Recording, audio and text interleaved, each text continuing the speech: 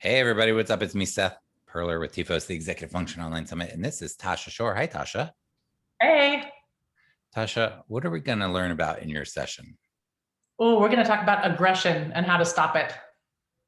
Tell me a little bit more.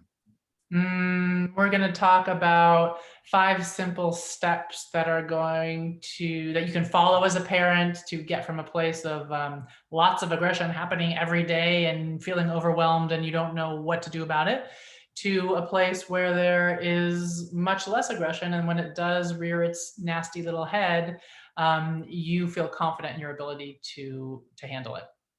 And I'm going to predict that a lot of parents who are experiencing that sort of situation feel pretty hopeless. Really, Tasha, can that really change? It just doesn't feel like it's going anywhere. Is there any reason for hope? Yes. What kind of question is that? A rhetorical one.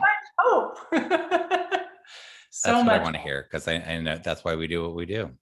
Yeah, there is a lot of hope. If it didn't work, I wouldn't teach it. Believe me, I'm very practical.